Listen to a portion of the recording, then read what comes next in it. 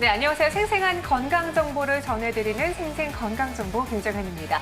오늘도 여러분들이 궁금해했던 건강 이야기를 전해드리면서 전화 상담 통해서도 또 받아볼 텐데요. 방송 보시다가 나 이런 점이 궁금했다라는 생각이 드시면 저에게 전화 주시기 바라겠습니다. 02-2000-4906, 02-2000-4906으로 무료 전화 받고 있으니까요. 마음껏 부담 갖지 마시고 전화 주시고요. 네, 그럼 오늘 첫 번째 주제는 무엇일까요? 함께 원장님 화면으로 만나보겠습니다.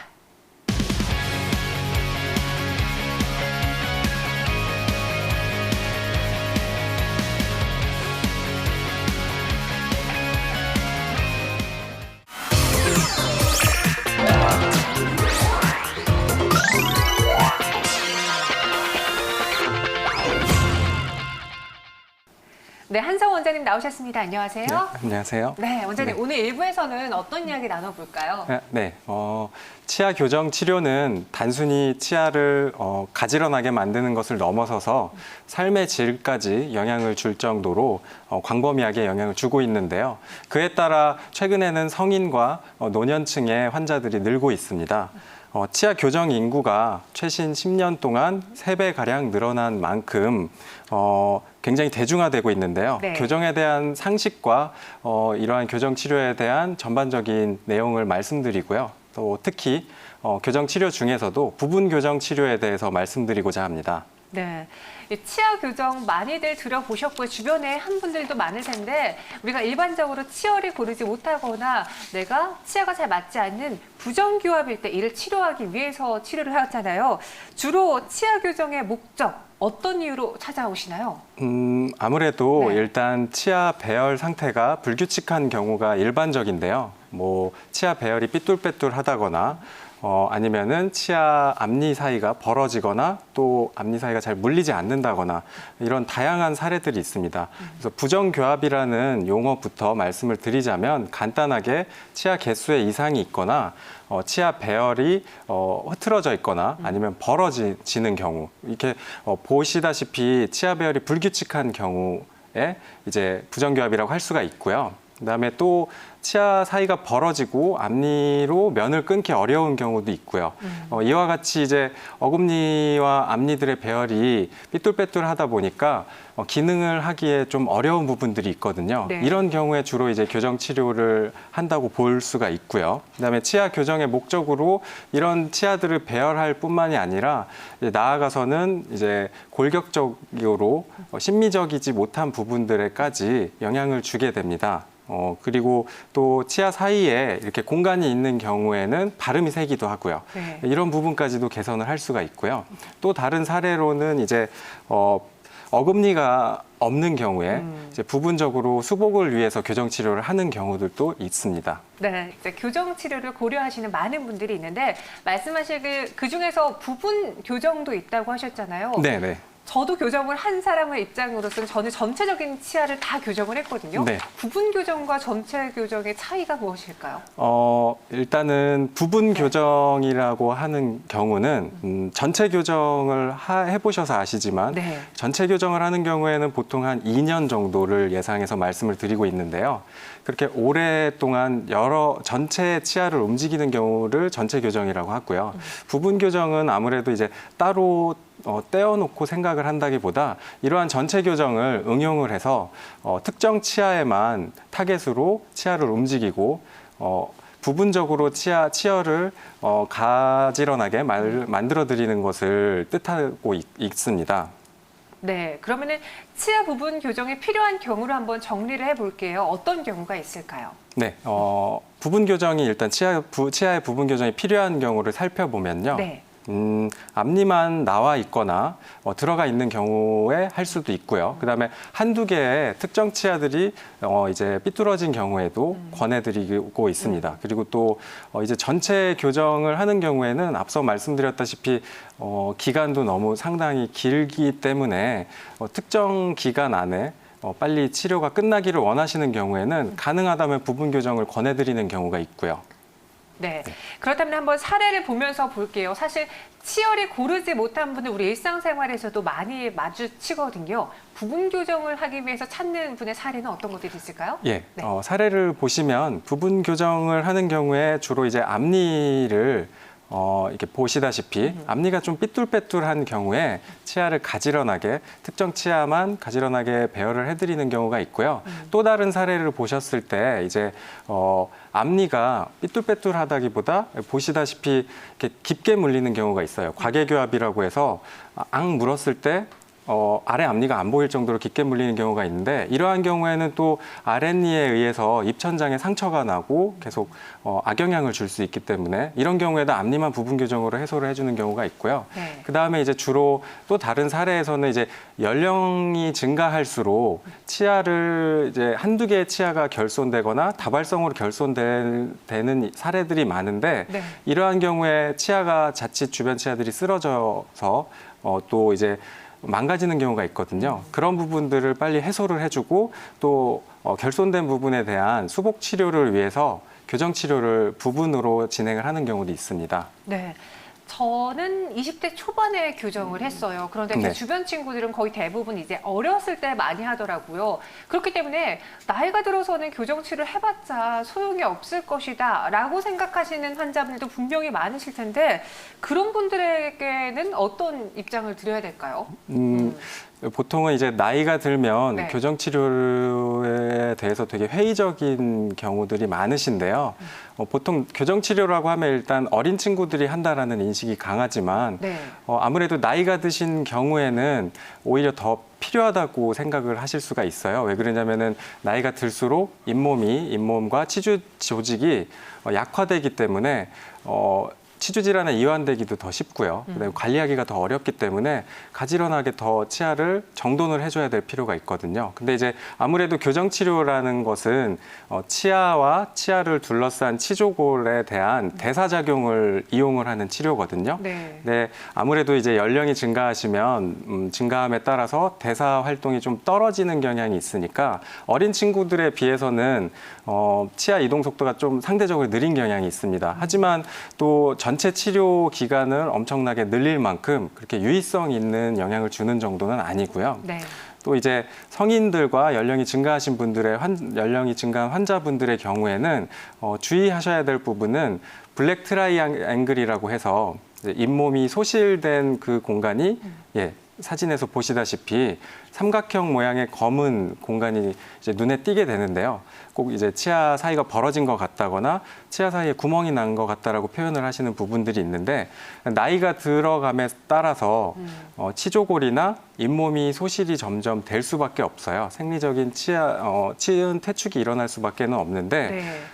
이런 부분은 아무래도 이제 치아 사이에 세척이 어렵고, 그다음에 관리가 용이하지 않으면은 더 빠른 속도로 진행이 될 수밖에 없거든요. 네. 그렇기 때문에 오히려 치아를 가지런하게 정돈을 해주고 관리를 좀 더 잘 해주셔야 잇몸 건강을 유지할 수 있게 되기 때문에 어린 친구들보다는 연령이 있는 환자분들의 경우에는 이 점을 특히 유념해 주셔야 됩니다. 네, 이렇게 고령층 환자분들의 경우에도 충분히 이 교정 치료를 받으실 수 있다라고 하니까요. 자세한 상담을 한번 받아보시기 바라겠습니다.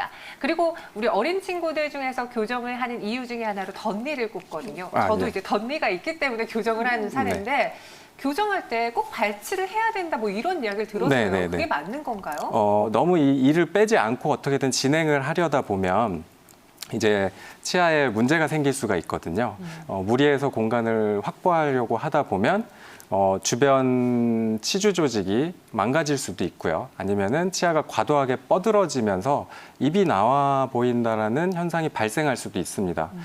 그리고 또 아무래도 이제 나이가 드신 분들의 경우에는 또 입술이 또 너무 들어가게 되면 또 좀 더 노화돼 보일 수가 있기 때문에 네. 볼륨감이 줄어드는 걸 굉장히 꺼려 하시거든요. 네, 이런 경우에는 발치를 되도록이면 피하게 되고요. 그러니까 제가 지금까지 말씀드린 것처럼 뭐 연령도 있고 그다음에 전체적인 치아 배열 상태도 있고 뭐 골격적인 구조 상태, 치주 조직의 상태, 전반적인 것들을 고려를 해서 발치를 하느냐 마느냐를 결정해야 되기 때문에 네. 아무래도 이제 환자분들이 교정 치료를 하시는 목적이 가장 중요하고요. 거기에 따라서 환자분들이 가지고 있는 이런 다양한 상황을 고려를 해서 전문의의 정확한 진단을 받고 결정을 하시는 걸 권장해 드리고 있습니다. 네. 그래서 사례를 보여드릴게요. 네. 그래서 발치를 하지 않는 경우의 사례를 일단 보여드리면요. 네. 보시는 바와 같이 이제 앞니에 약간의 틀어짐이 있고 물론 어금니도 살짝 틀어져 있기는 한데 제가 말씀드리기 전에는 뭐 어금니가 틀어지고 이런 부분을 캐치하기는 힘드실 거예요. 이 정도로 경미한 수준의 틀어짐이 있거나 뻐드러짐이 있는 경우에는 되도록이면 발치를 하지 않는 쪽으로 진행을 하게 되고요. 다음에는 이제 발치를 하는 사례를 보여드릴 건데요. 그냥 보시기에도 굉장히 덧니가 심해 보이잖아요. 네. 이런 경우에 아까 말씀드린 대로 무리해서 치아를 빼지 않고 배열을 하려고 한다면 공간을 얻어내기가 굉장히 힘들거든요. 그래서 특정 치아들을 빼지 않고 진행하려다 보면 남아있는 치아들이 망가질 수가 있어요. 그래서 보시는 바와 같이 이런 경우에는 과감하게 발치를 권장해 드리고 있습니다. 네, 발치가 정답은 아닙니다. 여러분의 치아 상태에 따라서 발치를 하느냐 안 하느냐 그 여부를 판단 내어야 될 것이다. 되도록이면 안 할 수 있는 방법으로 가는 게 좋겠다라고 해주셨고요. 이제 나이가 들어서 교정 치료를 고려하신 분들 많으실 텐데 말씀하신 것처럼 이제 점체 치료의 경우는 기간이라던가 소요되는 그 과정들이 조금 더 길잖아요. 네. 그래서 부분 치료를 고려하신 분들 많으실 것 같거든요. 어떤 분들이 주로 찾으시나요?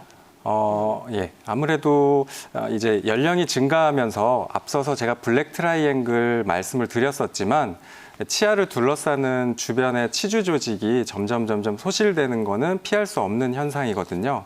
근데 이런 치주 조직의 소실이 일어나게 되면 아무래도 치아를 지지해주는 그런 지지력이 점점 약화가 되게 됩니다.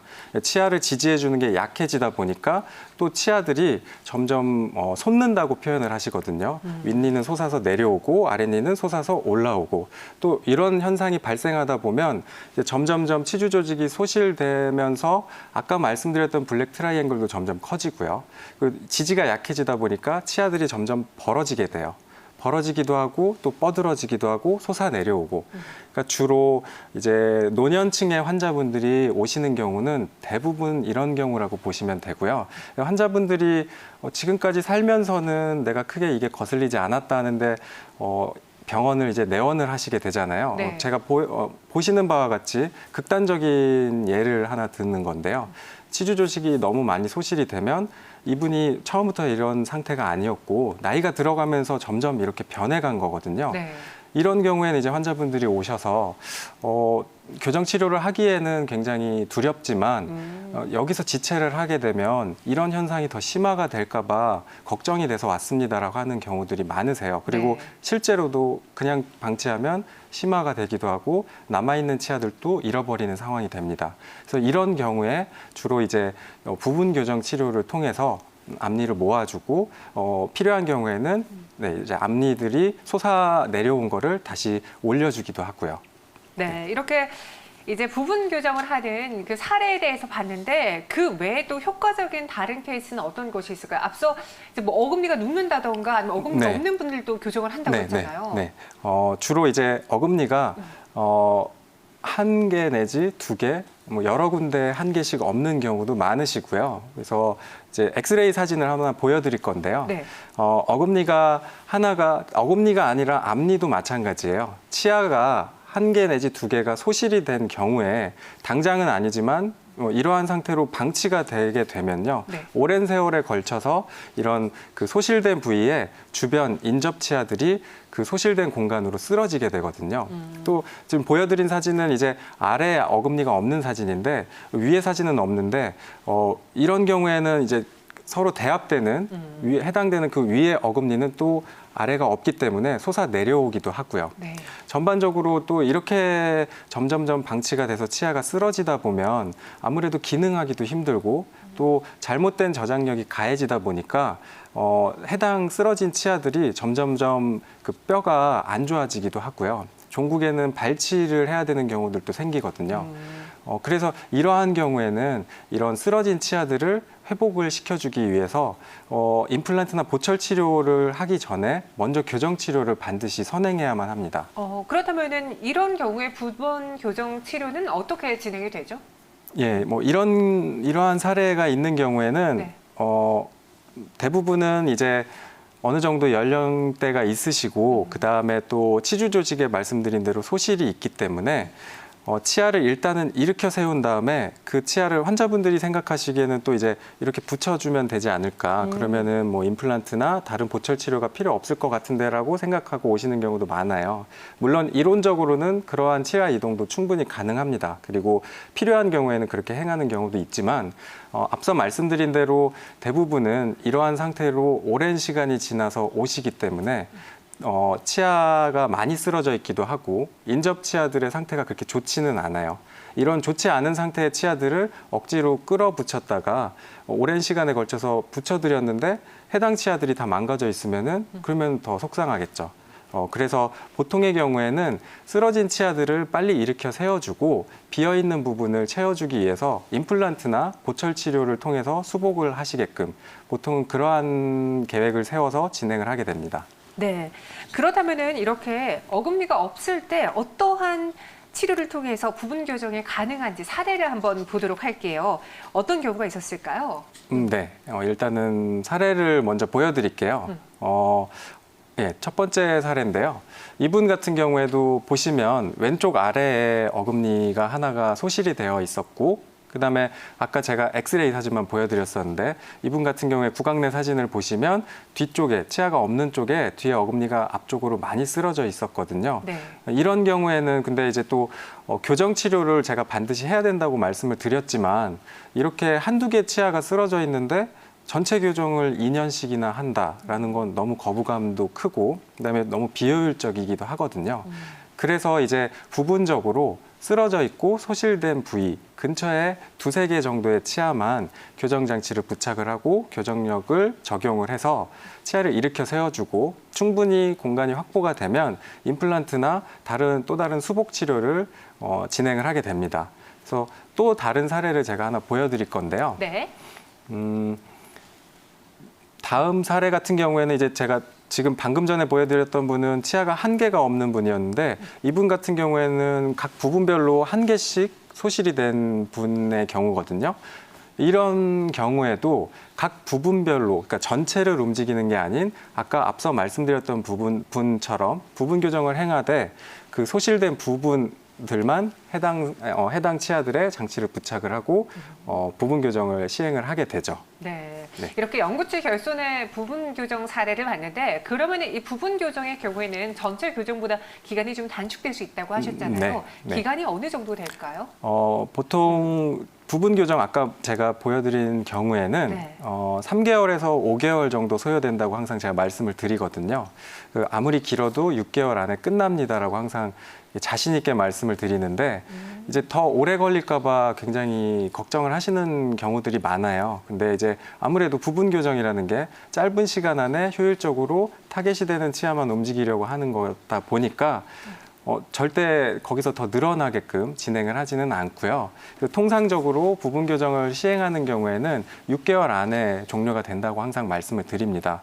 그리고 제가 말씀드린 이 기간은 일단은 교정 치료만 6개월이 걸리고 그 이후에 또 다른 치료가 더 걸리고 이런 식으로 진행을 하는 게 아니라 교정 치료를 어느 정도 진행을 하다가 공간이 확보가 되면 임플란트라든지 말씀드린 수복 치료까지 시행을 하고 모든 치료가 다 끝나는 데까지의 기간을 그 정도, 반년 정도 소요가 된다고 말씀을 드리고 있고요. 네, 대략 3개월에서 5개월 정도. 물론 사람마다 좀 그 기간의 여부는 달라지겠지만 대략적으로는 이 짧은 기간 안에 가능하다라고 이야기해 주셨고요. 그리고 앞서 우리가 사례를 봤을 때 이제 한 개가 아니라 여러 개의 치아가 소실된 네. 분들도 부분 교정을 네. 하시더라고요. 네네. 그러니까 한두 개의 치아가 소실된 경우는 굉장히 어찌 보면은 많은 사례고요. 네. 극히 드물지만 때로는 굉장히 다발성으로 많은 치아들이 없는 상태로 오시는 경우도 있거든요. 근데 이제 아무래도 치아가 이곳저곳 많이 소실이 된 경우에는 치열이 다 연속성이 떨어지게 돼요. 그러니까 남아있는 잔존 치아들이 외딴 섬처럼 각자가 고립이 되어 있는 거죠. 네. 이런 경우에는 정말로 부분 교정을 하려고 하는 게 아니라 부분 움직일 수밖에는 없거든요. 네. 그리고 여러 개가 소실되고 오랜 시간이 지난 후에는 각자의 치아들이 각자의 공간에서 따로따로 너무 많이 움직이게 되기 때문에 그 각자의 치아들을 하나하나 다 다른 방향으로 치아 이동 방향을 설계를 할 수밖에는 없거든요. 그래서 제가 사례를 또 보여드리겠습니다. 네. 이분 같은 경우에 제가 말씀드린 대로 일단은 위에 어금니가 다발성으로 많이 없는 상태고요. 잇몸도 많이 부어서 좋지 않은 상태였어요. 그래서 지지가 약하기 때문에 앞서 언급드렸다시피 앞니들도 다 벌어져 있고요. 이런 경우에는 이제 벌어진 앞니들을 최대한 모아주고 그다음에 어금니들도 쓰러진 부분을 세워주고 솟아있다면 다시 제자리로 들어가게 해주고요. 이렇게 모든 작업을 부분 끝낸 다음에 전체 보철 치료를 시행하게 됩니다. 그래서 결국에는 보시는 바와 같이 이제 모든 치열의 연속성을 세워주고 살려주고 그다음에 결손된 부분들을 최대한 수복을 해줬고요. 그다음에 또 다른 사례를 보여드릴게요. 이분도 제가 방금 보여드린 분과 같이 다발성으로 치아 결손을 보이고 있고 그다음에 이분 같은 경우에는 또 남아있는 치아들의 상태도 그렇게 좋지는 않았어요. 네, 그래서 그렇네요. 보시기에도 치아가 많이 남아 보이지만 위에 사진에서 많은 발치를 했거든요. 치아도 발치를 하고 또 깨져 있는 치아들도 다시 살려내고요. 또 살려낸 치아들도 부분 또 치아를 움직여서 전체적으로 보철 치료가 가능하도록 진행을 한 상태입니다. 그다음에 마지막으로 또 다른 사례를 하나 보여드릴 건데요. 이분 같은 경우에는 이 환자분은 이제 어릴 때 사고로 아래 많은 치아를 잃어버리고 결국에는 아래 어금니가 4개만 남은 상황이에요. 네. 네, 그래서 결국에는 또 위에 치아들이 오랜 세월에 걸쳐서 위에 치아들은 다 솟아 내려와 있거든요. 이런 경우에도 내려와 있는 치아들은 부분적으로 올려주고 남아있는 일부 치아들은 배열을 해주고 이런 식으로 부분 교정을 먼저 선행한 다음에 전체적인 수복 치료를 진행한 그런 사례입니다. 네. 지금 이렇게 부분 교정 그리고 어떻게 치아 교정을 하는지 그 사례에 대해서 들어보고 있는데 그럼요 우리가 무언가를 붙이잖아요 위에다가 네네. 이 장치는 도대체 어떤 종류가 있죠? 일단은 네. 교정 치료를 하면 이제 환자분들이 철기를 깐다고 표현을 하시는데요. 철도끼리요? 예, 네. 철기를 깐다고 표현을 소위 하시는데 일단 교정을 하기 위해서는 치아를 움직이게 하는 철사를 고정을 시켜야 되거든요. 근데 치아에 그냥 고정시킬 수는 없으니까 치아에 장치를 하나씩 붙이게 돼요. 그 장치를 브라켓이라고 하고요. 브라켓을 부착을 하고 그 브라켓에 치아 교정용 철사를 연결을 하게 되죠. 그래서 첫 번째로 이제 가장 보편적으로 기본적인 장치는 아까 제가 방금 말씀드린 그 브라켓이 이제 금속으로 된 거예요. 그래서 사진을 보시면 메탈 브라켓이라고 해서 금속성 재료로 만든 장치가 있거든요.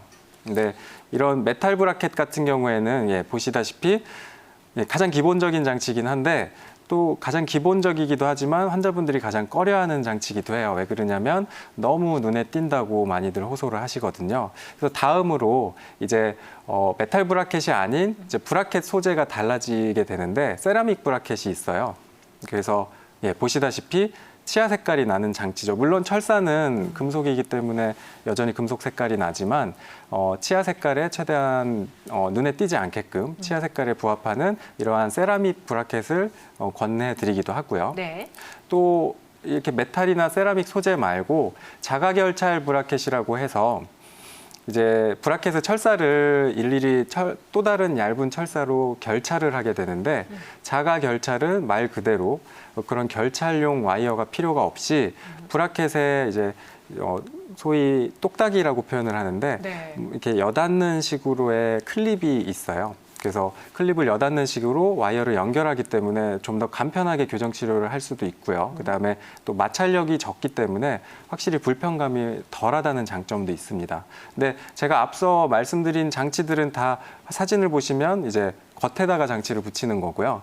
또 이런 부분을 되게 거슬려 하시는 분들이 많거든요. 네. 이 보이는 부분이 뭐 직업적으로도 내가 이런 장치가 보이면 안 되는데 라고 하시는 분들도 있기 때문에 그래서 보이지 않게 하려고 뒤쪽에다가 장치를 붙이는 경우도 있어요. 설치 교정 장치가 그 예인데요. 그래서 안 보이게 뒤쪽에 장치를 붙여서 교정을 하는 경우도 있고요. 근데 설치 교정 장치마저도 치아에 부착을 하는 장치고 아무래도 이제 24시간 내가 뗄 수도 없고 고정이 돼서 너무 불편하다. 이런 불편감조차도 이제 나는 이게 교정 치료를 받는데 좀 꺼려지는 요소다 하시는 경우가 있는데 이런 분들을 위해서 또 투명 교정 장치를 적용을 하기도 합니다. 그래서 투명 교정 장치 같은 경우에 보시는 바와 같이 얇은 투명한 비닐 같은 장치를 환자분이 뺐다 꼈다 착용을 하시게 되는데요. 근데 이제 이 장치 같은 경우에는 부착을 하는 방식이 아니기 때문에 상대적으로 좀 편하기는 한데 또 다른 의미로는 식사 시간을 제외한 나머지 시간은 다 장치를 착용을 하고 계셔야 되거든요. 네. 그러니까 환자분의 전적으로 협조도에 달려 있죠, 치료 효과는. 네. 네. 그래서 이제 치료 효과가 반감될 수 있는 그런 단점도 존재하고 있습니다. 네, 치아 건강에 관련해서 자세하게 이야기 나눠봤으니까요. 궁금하신 분들은 02-2000-4906으로 전화 주시기 바라겠고요. 그럼 저희는 잠시 후에 다시 찾아오겠습니다.